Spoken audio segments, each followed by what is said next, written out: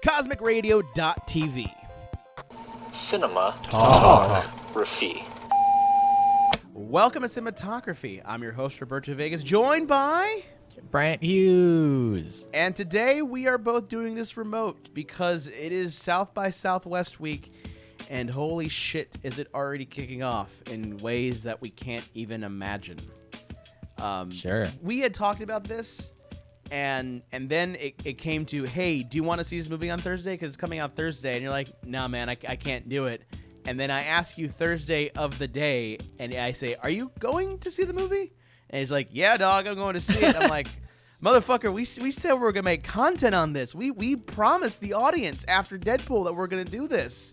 Yeah. Well, you know, work is weird sometimes. What we're doing today, and why we're talking about it, we actually saw it yesterday, but we are talking about Dan Trachtenberg's 10 Cloverfield Lane. Yeah. Something's coming.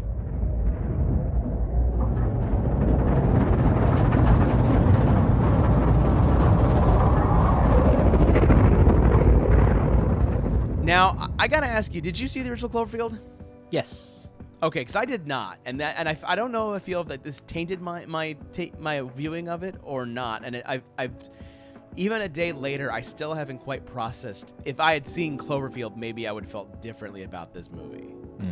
I don't think so. I mean, like they are in the same universe, but there's not a lot stringing them together that would have influenced one way or the other.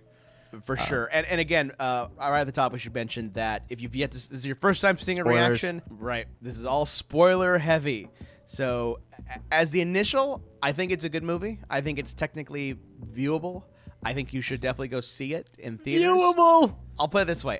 I have nothing technically bad to say about it. Right now, the two sides that are warring in my head are the side of a, this is a really cool movie and a really cool concept, and then the side of saying, could this have been made with could this have been given the budget it was given if it didn't have Cloverfield's name attached to it? I loved it, personally. I thought it was great. Also, up front, I kind of have to disclose that, like, I've met Dan Trachtenberg before, and that certainly biases my view of the movie and judgment, and I'm a big fan of his work. So take that with a grain of salt, but I really liked it. No, and ultimately I did too, and I think I really dug the idea of having, like, I do like bottleneck films where you have this sort of very small confined thing, you have a couple sets to work with. To me, it almost felt like, here's the budget of, let's say, $8 million, and see what you can do with it. And I felt like that kind of movie, and I really dug that idea. I loved everybody in the movie. I thought everyone did a phenomenal job acting. And John Goodman, I mean, he has been, as of late, knocking out of the park, you know, these performances, and he did a phenomenal job this time go around. Like, it's such a hard thing of what I didn't like, and a lot of it was, I almost felt like it could have been paced faster, if nothing more than where the ending takes us. Because that ending felt like for me, I liked the idea of it being an honest-to-God fallout and being this sort of like nuclear thing versus the, well, now we have aliens, you know? Yeah, and maybe that's something where having not seen the original maybe led you astray, whereas I feel like I kind of had an idea of where it was gonna go. Right. Because in the original there is an alien attack, right? Like, that's, okay, see that, yeah. That's the big bad, that's the monster. Like, you don't really see it for basically the entire movie, but it's like an alien. So in my mind, I was like, oh, well, whatever's happening outside is probably some kind of alien thing, if it's like sort of in the same universe, and there may very well have been like some nuclear stuff to like fight off the aliens or whatever, and that was a part of it, but like my mind was already kind of in that space, and I was sort of prepared for that. And that makes sense, and that's sort of where I kind of went in my head of like, oh, this, because when I first saw it, this is where things got weird for me, was here we had a movie that had this sort of really cool tonality of a, what would happen if there was a post-apocalypse, and you had to kind of wait it out kind of thing, and I dug that nature of here are three characters, one's completely unhinged, but is right in a certain way, but is still crazy as hell. But when that alien part happened, I was like, man, this feels tacked on. And maybe that, again, the two sides that always war with me when it came to this movie was the side that went, man, this would have been cool if it just been called like Bunker Buster or some type of independent thing and pitched as an entirely different movie, where the other side of me says, but wait a minute, how would they have gotten the funding that way? Because having 10 Cloverfield Lane, having Cloverfield name on it attaches that kind of thing to it. But that's what I thought too, was that, okay, the alien thing, this must be what Cloverfield is about. Even though I kept hearing from everybody outside of it, like we had a whole bunch of friends of us go because Dan Trachtenberg is known in the internet community as more than just the guy that did that Portal Sure. Trailer. He did a lot of Totally Rad Show and is part of that culture. So we had a lot. Brian Brusher was there and Tom Merritt and all these fun people were there. Mm-hmm. And I kept hearing from them that no, the alien was not in Cloverfield. So I don't even know what was in what the whole thing is. So I guess I got to judge this on its own. Because there's really cool moments. I dug that when shit kicked, I wasn't so much invested, but once shit got real, that got me invested. Basically when they found the earring, I was like, okay, I'm invested.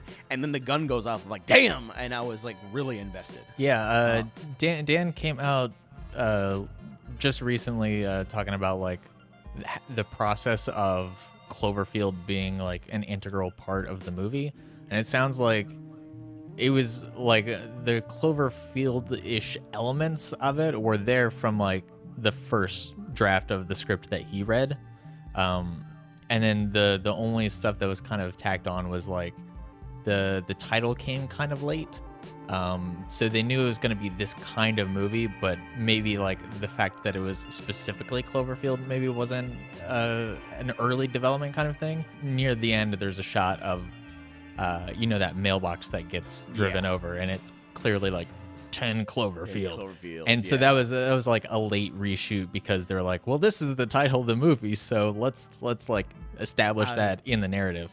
How does it tie in? But yeah, I can we for just a second talk about how incredibly phenomenal that opening sequence was? Yes. No, absolutely. That was one of my out of the sequences of the film, I really dug the fuck out of that opening sequence. I honestly did. I know I'm being hard to the movie, and I'm only being hard just because I'm that ending kind of. I kind of wish it had cut off a bit sooner, but that opening sequence was top notch. I love the fact that we never heard anything from our main lead for 10 minutes. Yeah, it was a long time. Yeah, and again, I liked how it got into the action. It was cool. When things ramped up, I liked it a ton. And again, it was a lot of the things that were there. I just wish they had cut tighter, if only because of where we were going. And it, only in hindsight do I see that. Because for me, I dug that opening sequence. I dug that they had this sort of oh shit, he hit the car, and then he comes in and says, yeah, I'm the one that hit your car. I'm sorry. I didn't mean to. I felt guilty. And then oh, well, that makes logical sense and everything else. Even though this guy's crazy, he doesn't want to, he still feels guilty for everything. And so I dug that felt real, even in this sort of fictional world. That's the one thing I can say about this. Every character felt real. They all felt like they were trying to make the best out of a weird situation. Yeah. And I'll get more into John Goodman's character in a bit, but I was so floored by everything in that opening sequence. It was so smart the way that everything is non-diegetic for a few minutes, and then they slowly start introducing diegetic noises and sound design into it with the hum of nearby cars, and then the phone, and then the boyfriend breaks the fourth wall by talking about how the protagonist isn't talking, which kind of is like an audience surrogate kind of thing. And the whole process of non-diegetic sound design early on is to put the audience in the mindset of the character who's she's pushed out all the voices from her head as she's acting emotionally and everything. And I thought it was so smart. And then we get to the car crash, which sometimes that effect can be kind of a cheap pop, because it's it's basically a jump scare, but it's it's one of more real kind of jump scares that feel natural. But the incredible use of silence in that's what I was gonna say. I agree with you there about that car crash or the easy jump scare, but I like the fact that they would show the sound, cut to silence, but not like do the whole like ringing or whatever. They just, cut to silence as they're showing the opening credit sequence. And I thought that was really a really nice choice of doing that. Like I ultimately, it felt like a low budget film, not in a bad way, just in like that they had a budget of X amount of money and they used it as best they could, because like when we got to there was a whole lot of actors, there was a whole lot of sets. There wasn't a whole lot of licensed music, which is great, and I felt they did a great. I felt because of them doing that, like everything felt really tight. Like I thought sound design was amazing on this film, and like and that crash was like a perfect example of that. Yeah, when they cut the silence in that, like I was getting a lot of vibes of like Gravity, which did that really well in its opening sequence, and then Looper, which does it really well at the end of the movie. But I feel like this was even better than the implementations of silence in either of those, because it was just like I mean, this is Dan's directorial debut for a feature film, and that's like such a bold way to start. No, there was like an audible like a reaction from the audience during those silent cuts. Yeah, no, and that's what's so hard about being critical in this movie, because everything I'm faulting it that would fault it on has nothing to do with a technical level, has nothing to do even with a directorial level, has nothing to do with a acting level. Like a lot of the issues I have are just like, man, like part of me almost and again, now hearing that it was originally Cloverfield, it almost feels like Dan had an idea of like whoever, I don't know who wrote this, did Dan write the script or whoever wrote the script? The script existed before Dan got on the project, because it almost felt like the script existed as a cool idea, which I thought it was. I again love the idea of this bottleneck film with people in a post-apocalyptic situation, but because it wasn't Cloverfield, it couldn't get the funding. But by attaching that name to it and then working it to fit in the universe, then it got the money it needed. I think that there are cool concepts. I think ultimately, like the ending bugged me. Well, we'll talk about that because we should probably talk about John Goodman's character right now. Sure. If there's ever somebody you want in a bottleneck film, it's a very calm, collected, crazy guy. Yeah. Someone that when they turn, like for me, the moment that like flipped that switch was on the dinner table. Yeah, for sure. Like they do, this movie does such a phenomenal job of like balancing that edge, because John Goodman's character is always like this oppressive force, but like with a soft side, and they do a really good job of like convincing the audience that, maybe he's okay, but then they leave the protagonist to always be on edge and always like finding just enough to make her go, no, something's not right here. But yeah, like that moment at the table was like, that's when for sure this dude has issues. Right, but you always think that he kept him in check. And it was like the moment that really, I mean, I realized he had issues, and then he, you find out the whole, that he murdered somebody and everything else, and you realize, he has real issues and they're trying to solve them. But the moment that made me realize how totally unhinged he was, was when he brings out this like vat of like dangerous Corsic acid that we know someone's going to get burned at least. And the guy says, I was making a weapon. He goes, all right, boom. And doesn't necessarily, shoots him like right there. And, we hear the ringing of the ears of our character. And basically he immediately then goes and justifies, like, you heard him. He was making a weapon. He was going to hurt us. And that he had already justified every action in his head in that brief moment. And it was just like, holy shit, you just, killed this man in cold blood in this bunker. And then you had the audacity to then, like, not do anything. Like when he meets, the girl, Michelle, was it Michelle, right? Yeah, Michelle. Yeah. When he meets Michelle, he's like, I cleaned up the mess. Do you want ice cream in a cone or a bowl? Like, acting like nothing had happened, even though he would literally about 5 minutes ago just kill the man in cold blood. Yeah, and that gunshot was such a good moment for me specifically, because when the dude fessed up to it and John Goodman was like, okay, apology accepted, I was sitting there going like, oh, classic him. He's gonna be like, "Beep-beep-beep-pew." He's showing his soft side, and then like it totally flipped around with that gunshot, which I super did not expect, and that was a great reveal. I honestly was like lulling in that film and going like, I guess this is like, boom, like oh shit, like I literally jumped out of my seat and I was like, oh fuck, shit got real, and I was super like that's when I was starting to slowly get invested. And that got me very invested very quickly. If I have one, like, again, the overarching complaint is pacing. I just wish it were a bit faster because there's, like, the moments that happened that were powerful were super powerful.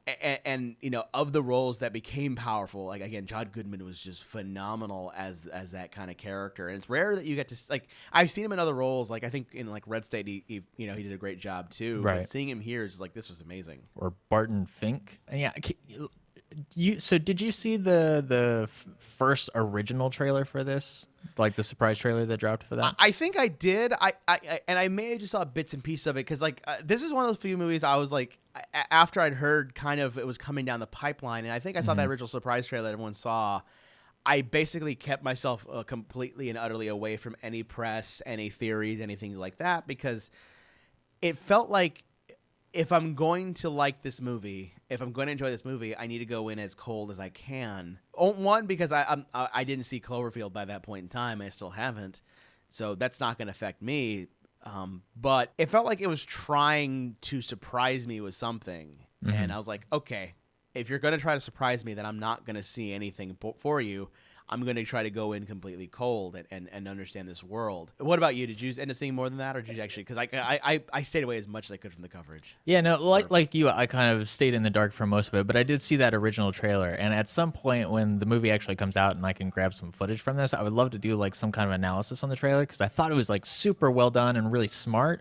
Because like if you go back and look, 90% of those shots are taken from the first act. I think that shot where Elizabeth Winstead like covers her mouth at the very end, like that kind of gasp, is like an alternate take that actually doesn't show up in the film because the actual take has like John Goodman off to the side, and they do so much smart stuff with taking footage and like recontextualizing it and making it seem like all of these moments are like these suspenseful like thriller moments where in the film they're actually quite a bit different, where there's like I think at some point they probably use a shot of her going through the vents and stuff, which in the film, that's not like a scary moment or anything. She's just going up there to reset the air filtration system.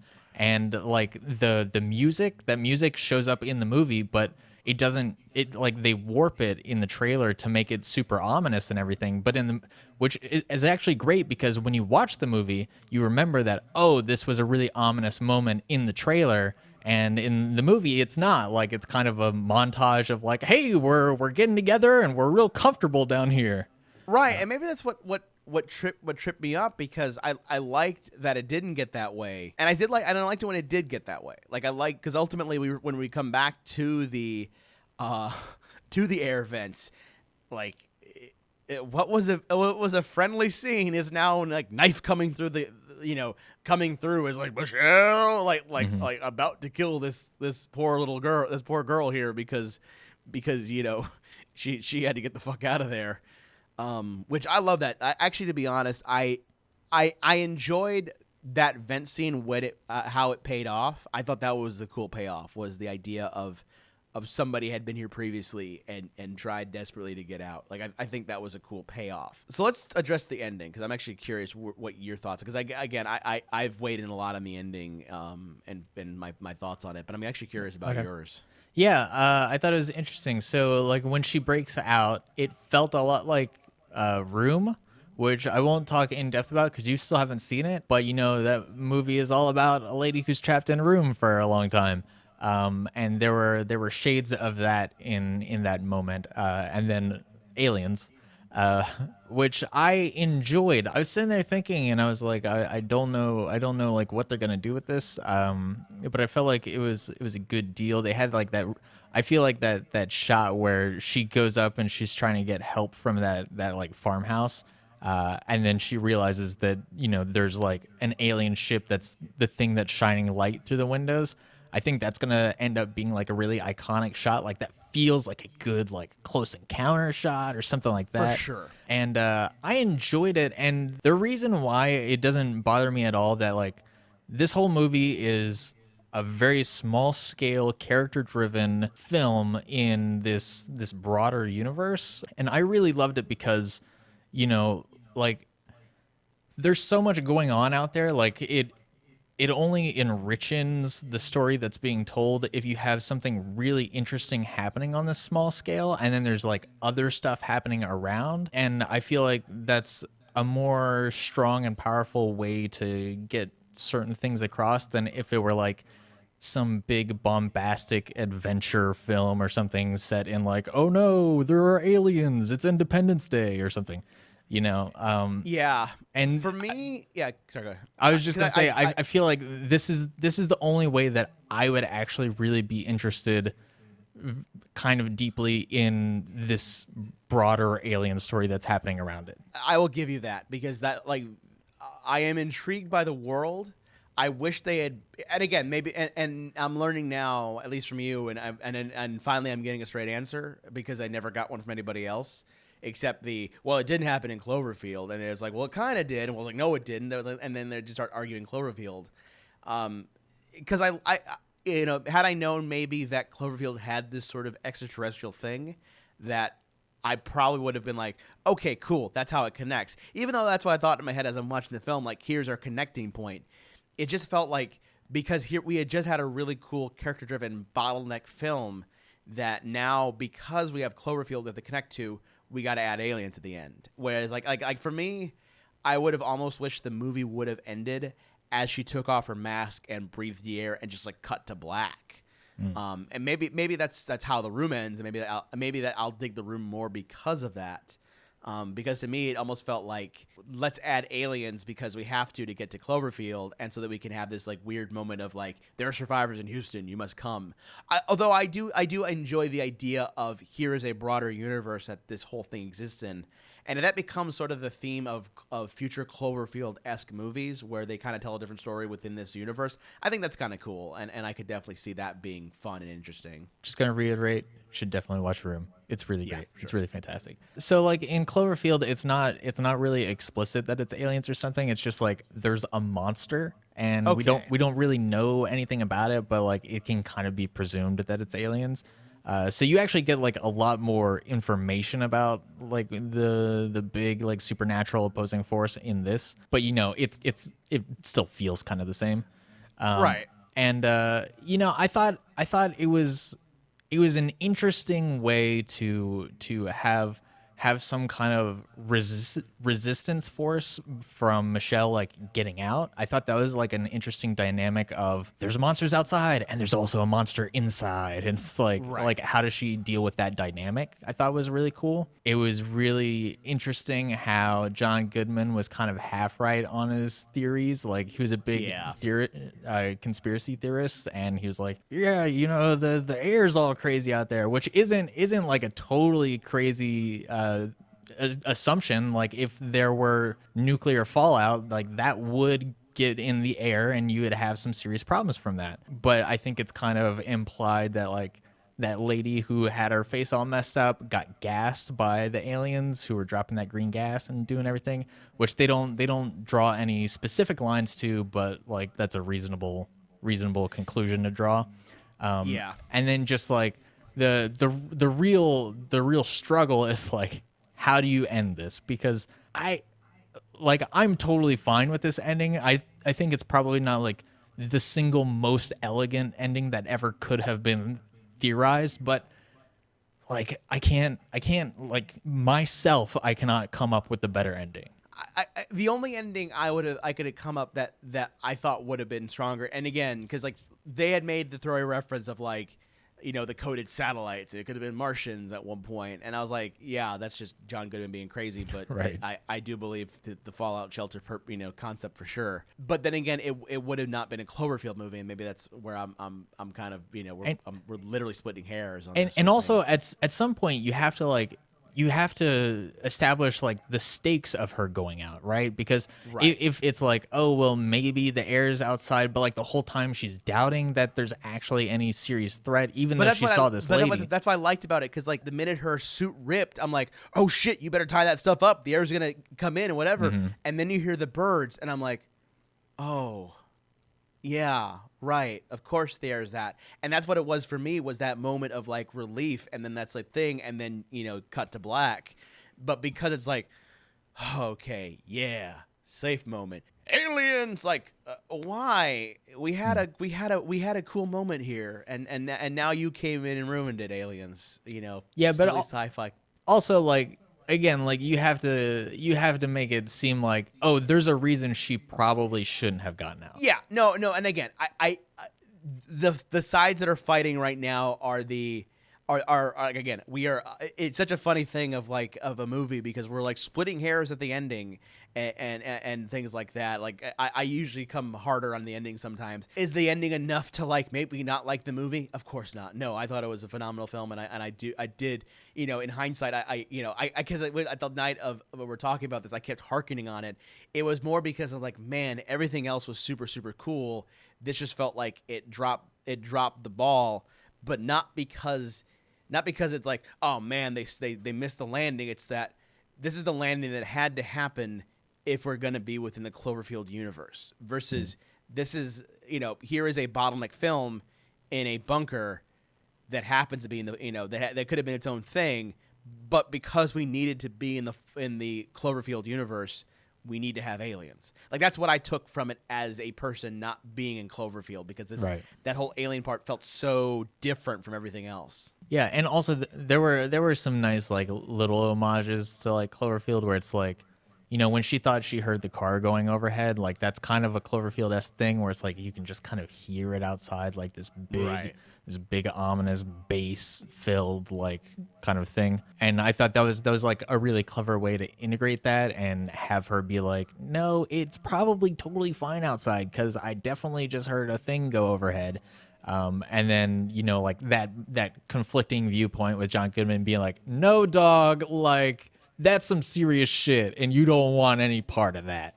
Right. And then we have the woman come, and it's like, oh shit, this is serious. And that's what I like. Again, that's what I dug about it, was the, oh shit, he's right. It is nuclear fallout. Fuck yes. The world's gone crazy. The world's, now gone fallout. And here we are in safe bunker land with Crazy Man and two sane people who have to basically say, can we deal with this man's crazy? And then even when it comes to the point of like, well, we could just tie him up. And I love what Michelle was like, and what, call the police? And it's just like, no, motherfucker, we're going to be here for a year or two with Crazy Man. Let's figure out how we can either A, get the hell out of here from Crazy Man and still survive, or B, figure out how we could stay here with Crazy Man. Because it was, again, that's what I enjoyed about the film, was the idea of having to figure that out. And then aliens came, because that's Cloverfield. They should just put that on the poster. 10 Cloverfield Lane, and then aliens came. Because that's what it felt like.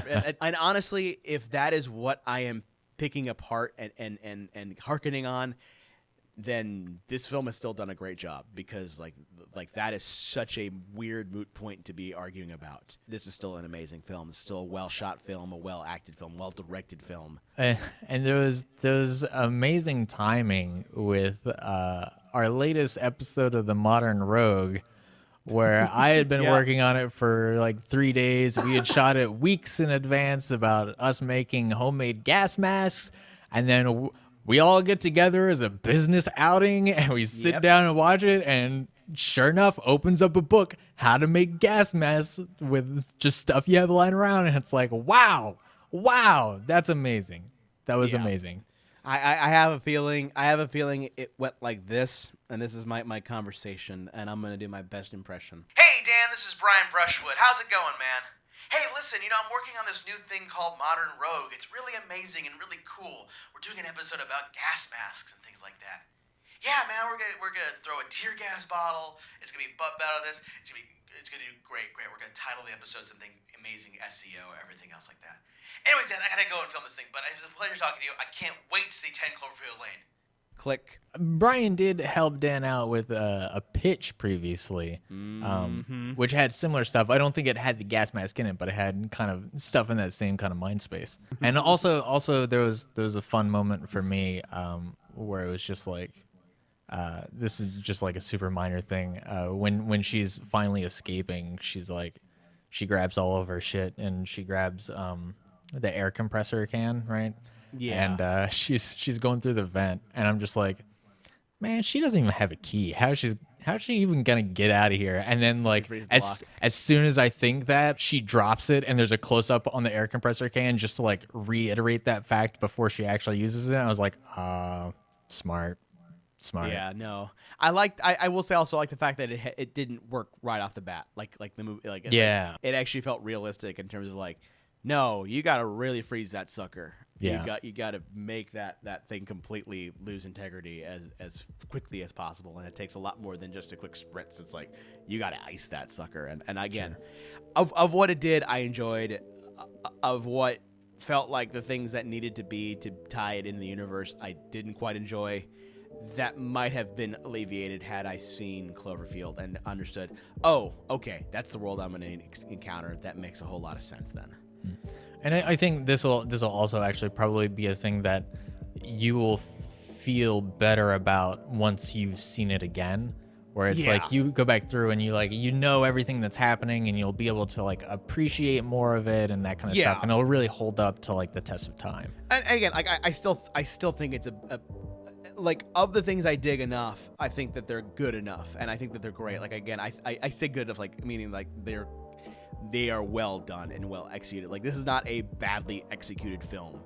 Even the ending aside, it's still not a badly executed film. It's an amazingly executed film. And as a first-time director, again, if your fault is adding something to get the budgetary funds needed to do what you need to do, I am not going to fault you there. I'm not saying that that's the case, but if that's what had to be done, then fine. You've accomplished an amazing film nonetheless, and made for a very, very intriguing bottleneck film that I enjoyed. I enjoyed enough to say, man, I wish that ending was different. And even then, I still think the alien design was kind of cool. You know, I still think it was an interesting alien design, to be honest. Like, all the shots, to be honest, of the alien ship that I liked, that I think would have been cool had they not like revealed the ship. I love that as she's going to Houston, the whole lightning storm revealing the ship. I think that would have been a kind of a cooler reveal to me, because I dug the fuck out of that like reveal. Just it's like in the darkness, you can't even see it. It just lights up. I was like, oh, that's kind of cool. Yeah, and for the record, I believe it wasn't tacked on. It was built in from the beginning, but I still hear your point. And I personally feel like that was still like a really cool reason to like force them into isolation with the madman.